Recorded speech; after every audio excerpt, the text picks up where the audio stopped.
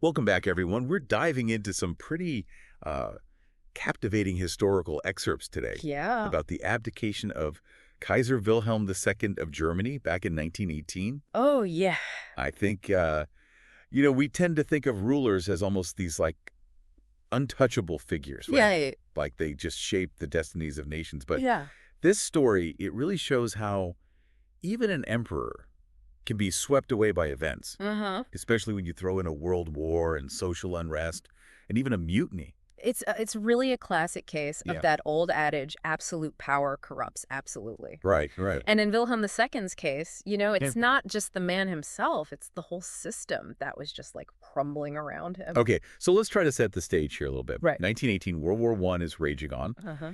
and Germany's facing some pretty serious challenges, Yeah. both on the battlefield and at home. At that point, Germany was really on its knees, Yeah. both economically and psychologically. I mean, Yeah. the historical texts, they paint a very stark picture of just like the ordinary suffering Yeah. that Germans were going through. Yeah, and I remember reading about the turnip winter Yes. of 1916-17. Yeah. Really dark time. Oh, the turnip winter? That was chilling. Yeah. Like a chilling illustration of just how bad it had gotten. Right. The British naval blockade Yeah. had essentially cut off Germany's supply lines, Uh-huh. led to these chronic food shortages. Wow. Imagine Right. families subsisting on turnips, Wow. often like the only food available. Right. And it wasn't just about, empty stomachs. It was Right. the erosion of hope. Right, that psychological element, too. Yeah. Must have created just, like, immense resentment, Yeah. social unrest. Certainly. Did it impact different social classes differently, would you say? Oh, absolutely. Yeah. I mean, the wealthy elite, they could still afford some luxuries, Right. albeit at crazy inflated prices, But the working class, the poor, they bore the brunt of the suffering, right? Right. So the turnip winter, I think it became this powerful symbol Yeah. of the inequalities Oh, that right, were right. already kind of there in German society, Yeah. and it just fueled the discontent. Yeah, so you've got this backdrop of war, Right. and the war is dragging on, no end in sight. Yeah. And I can see how people would start to really question the Kaiser's leadership Absolutely. at that point. The Kaiser, he had once enjoyed immense popularity, Right. but he became a scapegoat for Yeah. everything that was going wrong. Right. I mean, he was blamed for the war, Yeah.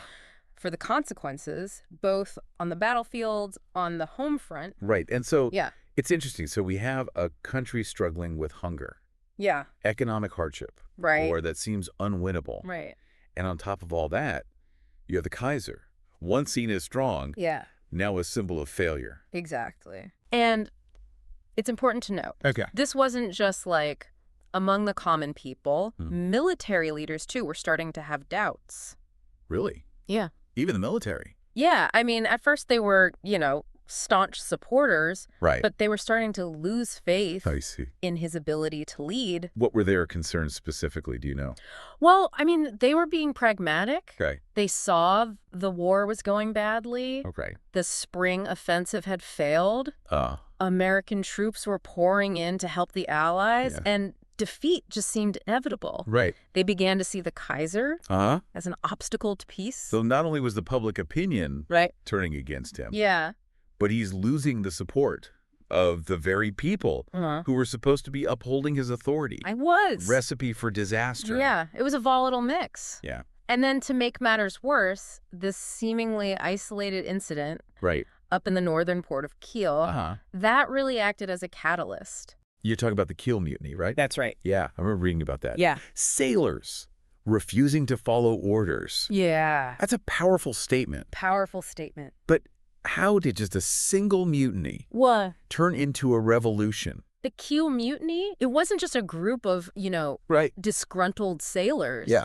It was a symptom Um, of this deep unrest that had been building up throughout German society. Yeah. So the sailors' defiance, Uh-uh. it was a spark Yeah. that ignited this much larger fire. So it was more than just a mutiny. It was a symbol It was. of the widespread disillusionment Yeah, with the war, the Kaiser, the whole system. precisely. Yeah. And as news of the mutiny spread, it emboldened others to Bravo. challenge the status quo. Right. Workers went on strike, Wow. soldiers started deserting, Right. and revolutionary councils started to pop up. Hold on. Revolutionary councils. Yeah. Talking about inspired by the Bolsheviks in Russia. You're talking about those groups Yeah. called Soviets. Yes, Soviets. Yeah. But they were different from the Russian ones. They were basically Yeah.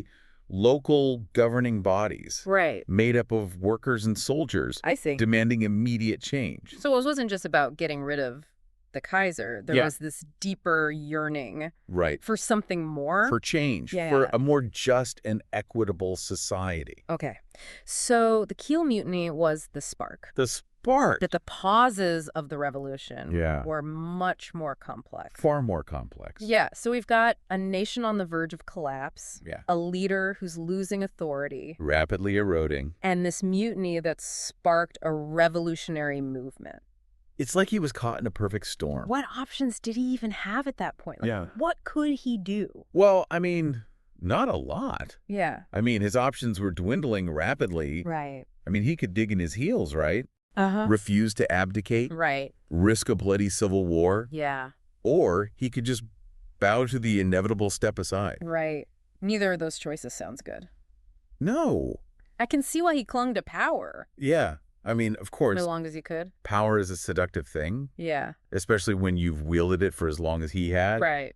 But the situation was just becoming more and more untenable. I bet. Even his own advisors were divided. Oh, really? Yeah. Some urging him to fight on, Uh-huh. others, pleading with him to step down Wow. for the good of the nation. Yeah, that must have been Yeah. really isolating. Incredibly. Surrounded by advisors, but still ultimately alone in that decision. Alone. So what was it, do you think? Yeah. Finally pushed him over the edge. Well, it was a combination of things. Yeah. But I think a crucial turning point Uh-huh. was Prince Max von Baden. Okay. Yeah. He was the chancellor at the time. Right. And he, in a pretty bold move, Yeah. maybe even reckless, Mm. he publicly announced Wow. the Kaiser's abdication Really? without actually securing Wilhelm's formal consent. He jumped the gun. He did. He did. What was he thinking? I mean, Prince Max was a pragmatist. Oh. He saw the writing on the wall. Right. He believed that a swift and decisive abdication Mhm. was the only way to prevent more chaos, Right. bloodshed, Yeah. and he gambled Uh-huh. that the Kaiser would have no choice but to comply. And did it work? It did, Wow. albeit with some drama. I bet. Wilhelm was furious, of course, Yeah. but he was also a realist Yeah. with the military wavering, the public calling for his removal, Yeah. even his own government abandoning him. Huh. He realized his position was completely untenable. So what did he do? Well, Did he just pack his bags and leave? not quite. Oh. Initially, he fled to Spa, Okay. the German military headquarters in Belgium, hoping that the army might still, Yeah. rally behind him. One last. One last ditch effort Yeah. to hold on. Okay. But it was futile. The army was exhausted, Right. demoralized, Uh, no appetite for civil war, yeah. especially not against their own people. Right. And the Ebert-Groener Pact. Okay, let's talk about that pact. Yeah. You mentioned it earlier. Right. I didn't quite grasp Okay. its significance. So the Ebert-Groener Pact Yeah. was this agreement between Friedrich Ebert, Okay. the leader of the Social Democratic Party, Right. the SPD, Uh-huh. and General Wilhelm Groener, Okay. representing the Army's high command. So a deal between the civilian leadership and the military. Essentially. Yeah. What were the terms? It was a quid pro quo. Okay. The SPD agreed to support the Army's continued existence Okay. and authority. Uh-huh. And in return, the Army pledged its allegiance Okay. to the new Republican government. And agreed to help maintain order. So like a very pragmatic Right. solution Yeah. to a very explosive situation. Right. Was it controversial at all? Oh, it was deeply controversial, Okay. especially among those on the far left Okay. who saw it as a betrayal of Okay. the revolution's ideals. Right.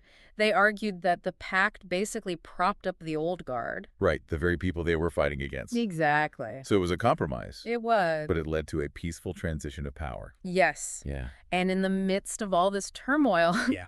the Kaiser, Uh-huh. isolated and abandoned in Spa, Right. finally accepted the inevitable Yeah. on November 28th Right. from exile in the Netherlands. he formally signed the Act of Abdication, Oh. bringing an end to his reign Yeah. and to centuries of Hohenzollern rule in Germany. What a dramatic fall from grace. It was That must have been a bitter pill to swallow. humiliating. Yeah. He lived out the rest of his days in exile, tending his gardens, Really? writing his memoirs, Wow. a shadow of his former self.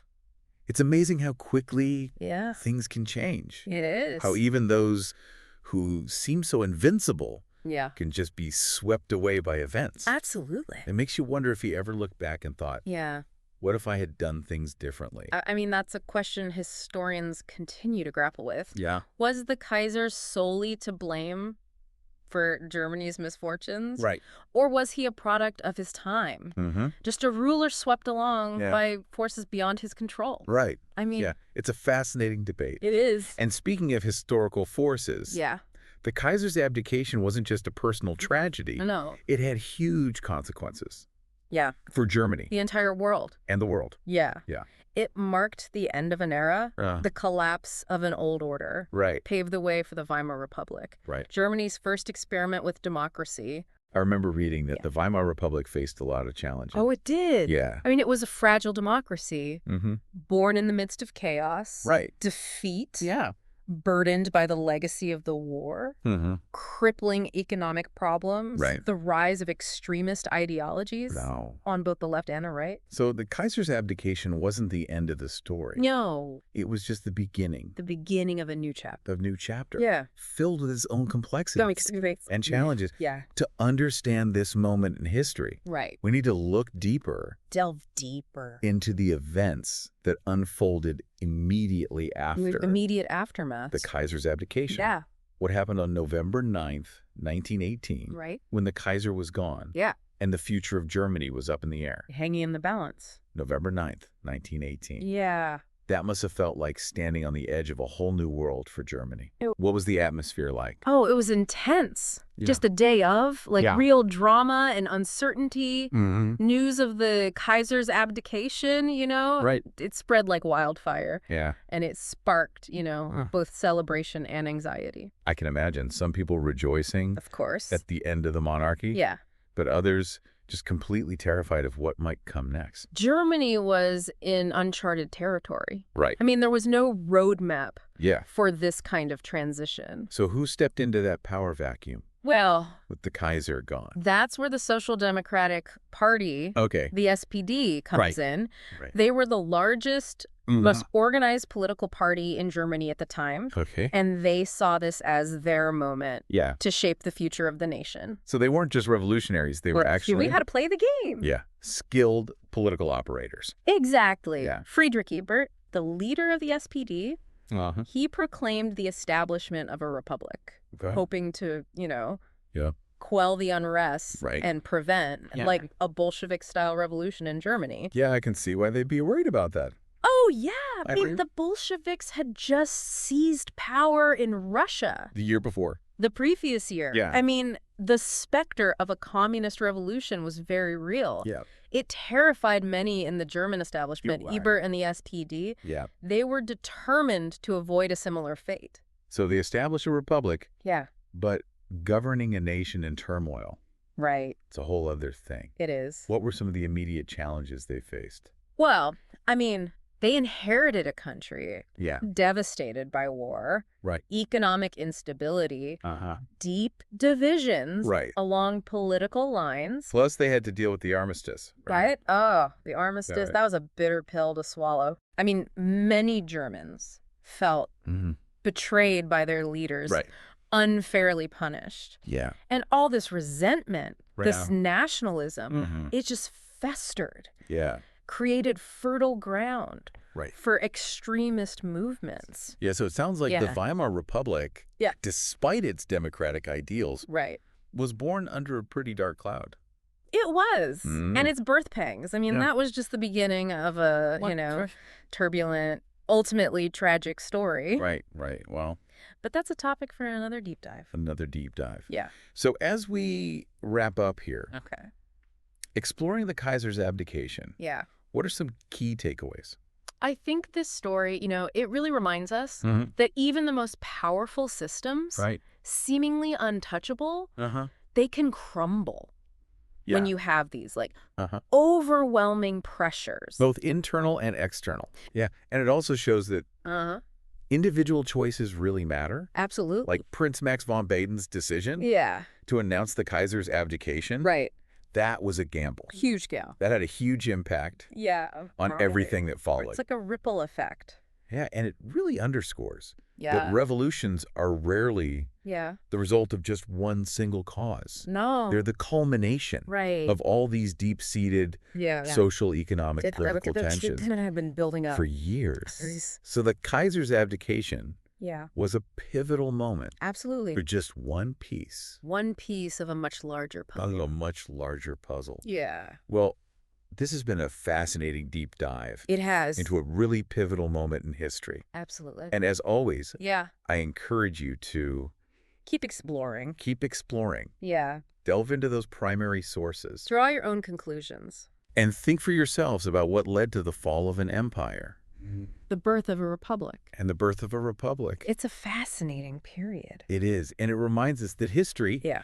isn't just a collection of dates and names, No. but a living A living, breathing tapestry. tapestry woven from countless Choices. individual stories and choices And consequences. and consequences. Yeah. And by understanding the past, Yeah.